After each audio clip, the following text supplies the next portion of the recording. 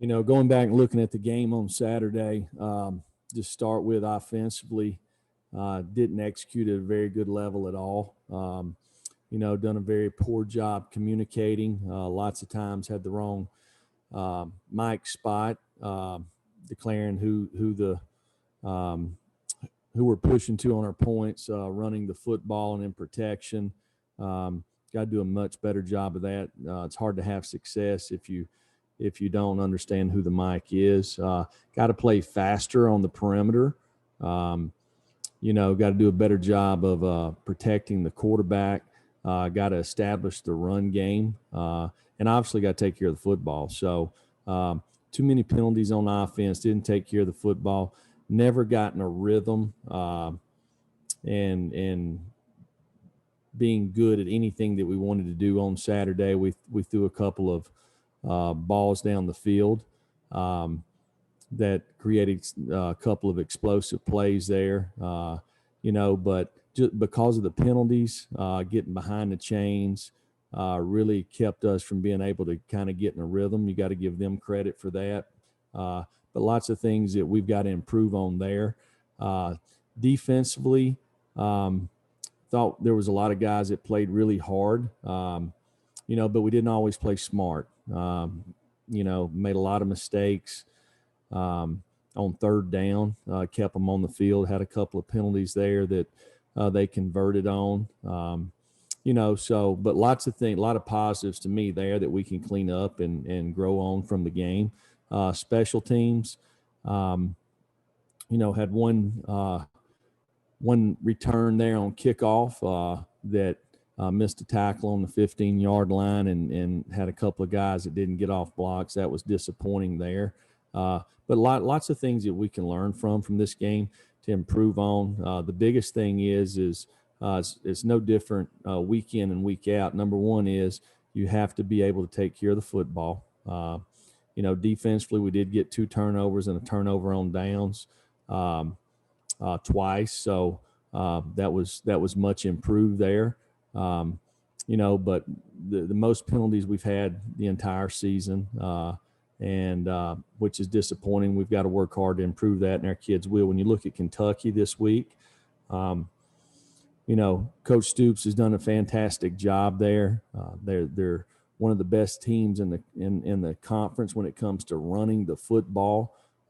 They do a nice job, very creative in the run game.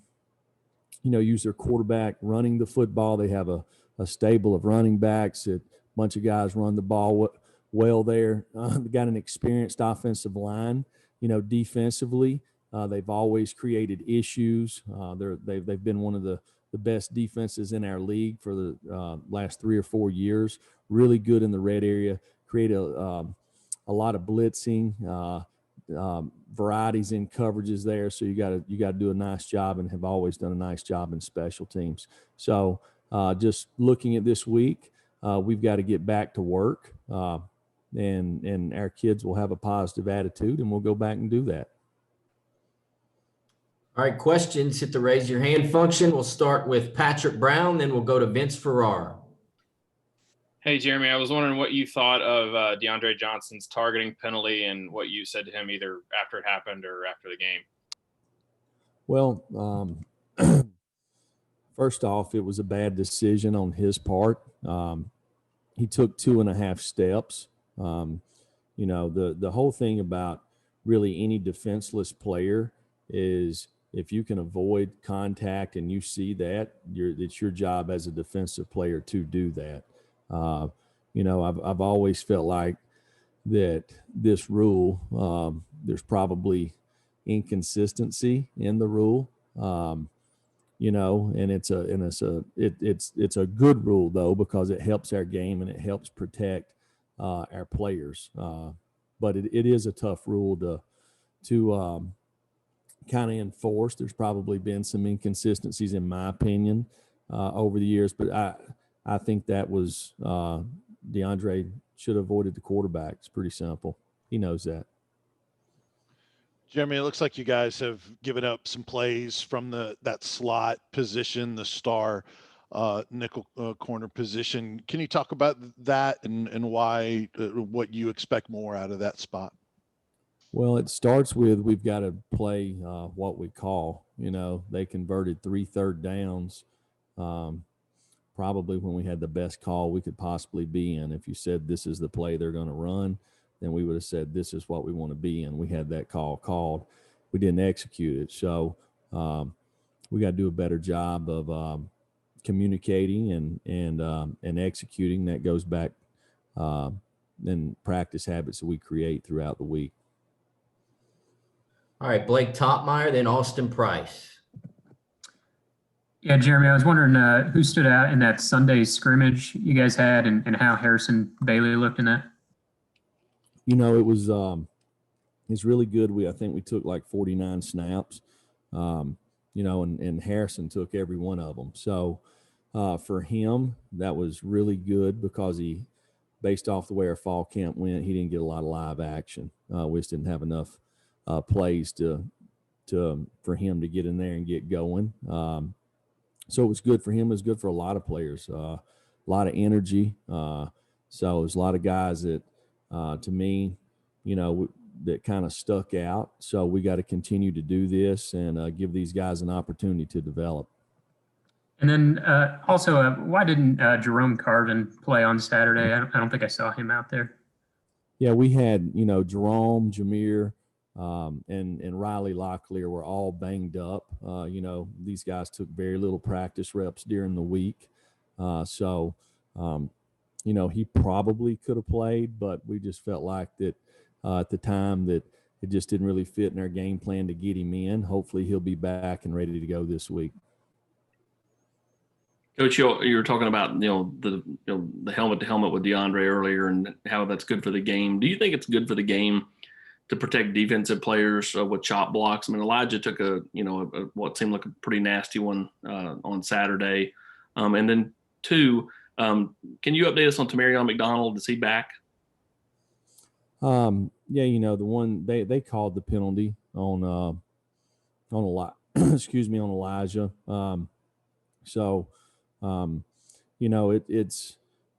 This is a violent game, and we have a lot of rules and regulations involved to protect our players who are playing the game. And, our officials have a tough job. I mean, the speed of the game is really fast. Most of the time on the quarterback, those things are reviewable so they can see it. But, some of these other things, it's hard to see, and I think the guys in the SEC do a good job and work hard to be good at what they're doing. Tamarion last night was the first time that he's really had any contact during fall camp, and I thought he was one of the bright spots of the scrimmage last night. So that was good to see. All right, David Ubben, and then Brent Hubbs. Jeremy, as you look at it, why do you think you guys had so many uncharacteristic penalties when you've been so good at that the first couple games, and then on Saturday it wasn't the case? Well, we talked about DeAndre's. They throw the ball over the middle there, and probably wasn't a very good thrown ball. But Tank was playing the ball, and as he went to play the ball, he did hit the wide receiver about a half a count too soon. So they'll probably call that, but I felt like it was probably should have been a no call based off he's playing the ball. But that's bang, bang. It's judgmental. It's hard to see, right? I mean, it happens so fast. I get it. But the big thing is, to me, is we had an all-sides penalty on defense. We had a pass interference call down the field. It's 2nd and 9. It's fixing to be 3rd and 9. We're in 3 deep zone, and we let a guy get behind us and then don't play the ball. So there's a couple of penalties. And then you throw in on the offensive side, I think we had 5 false starts, just communication, so got to do a better job of that, obviously, and had a couple of holding calls. So not very good. We've got to eliminate those.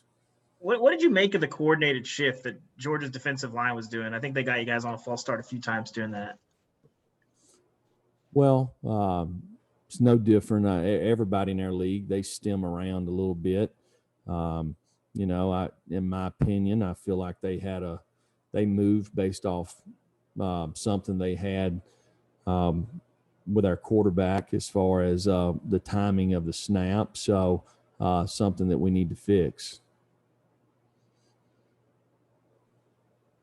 Coach, you mentioned playing faster on the perimeter. What do you mean by that? Is that beating press coverage? Is that just being athletically better? And then secondly, why did you struggle to identify the Mike linebacker? You know, to me, playing faster on the perimeter, it starts getting off the line of scrimmage. You know, you kind of in the social media world, everybody loves to go to these camps, right? And everybody wants to watch wide receivers and defensive backs play press man. And you see all these wide receivers that take 5 seconds to get off the line of scrimmage, but they end up making the defensive back look bad. Well, you can't release like that. You better release really fast because the other team's rushing. You know, in 7-on-7, nobody rushes. So we've got to release and get off the line of scrimmage and play faster out there. For sure. And what was your other question?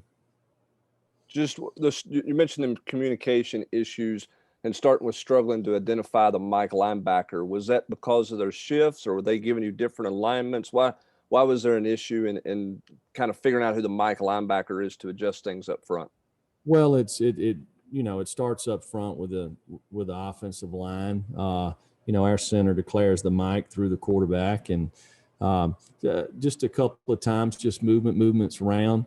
You know, if you want to change the spot, you know, you got to make sure the running back knows, you know, and so got to do a better job communicating that. And it cost us on probably 4 plays in the game that were big plays. We'll go to David Pascal, then Teresa Walker. Jeremy, I know you got 3 weeks of film now to study when you're looking at Kentucky, but are they a hard team to kind of get a pulse on when they rush for 408 yards and lose a couple of weeks ago? And this past week, I think they had 157 total yards and won by 3 touchdowns. Well, they play good defense and really probably should be 3-0. If you look at them, I mean, they lost a tough one against Ole Miss, and I think we all saw what happened down at Auburn. You know, the play that was reviewed there, but very easily could be 3-0. Have been one of the better teams in our conference for the last several years. They're committed to running the football. They believe in their plan. They're a physical team that's disciplined. They play well together. So it'll be a tremendous challenge for us. Do you think, I know Joey Gatewood got cleared right when Kate did. Do you think you might see more of Joey this week? Is that something you got to prepare for in addition to Terry Wilson? I think they're similar quarterbacks. He played a little bit this past week, so we have to be ready for everything. Teresa? Coach, with the penalties and the play, how much of that is maybe attributable to the fact that, you know, your practices and some guys hadn't been able to practice as much as you'd hoped for over the last few weeks? And how much of that maybe was just Georgia? How easy will it be to maybe clean some of this up in a game week? Well, listen, you know, we lost the game Saturday because Georgia outplayed us in the second half. That's the bottom line. You know, there's been circumstances within our fall camp that we had no control over, but we've known that all along. So we have to find a way to adapt and improve, and our kids will continue to get better. You know, the more we do it. You know, this has been 3 weeks in a row that we've had our entire team, starting the week of the South Carolina game, with the exception of a few injuries, right? So we'll continue to improve in all of these areas. You know, I think on Saturday,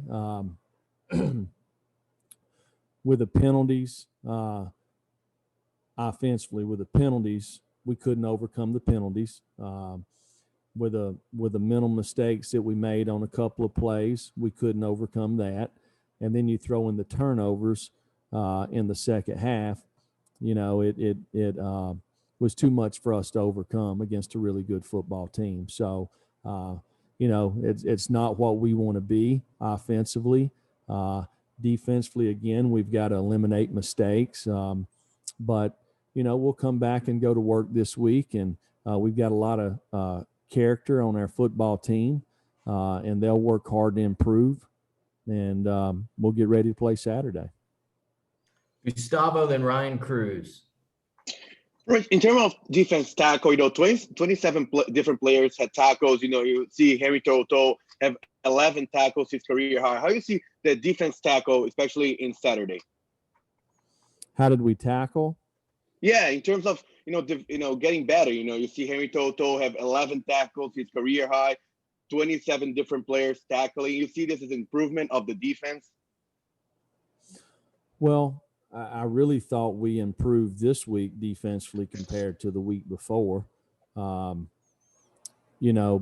there's still we had a couple of alignment issues that gave them the edge and really easy plays there for them. They run a reverse, and we don't play cutback boot reverse. We're in cover 2. Our flat corner runs across the field. They gain 43 yards on that one play and then don't get a first down, but they get 3 points because of it. There's lots of things in there that Georgia done really well, and there's lots of things that we need to improve on that we probably could have made it a lot tougher on them too.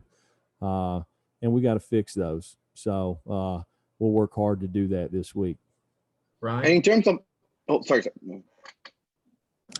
Coach, I realize it's a team effort, but was there any point in the second half where y'all consider making a change at quarterback?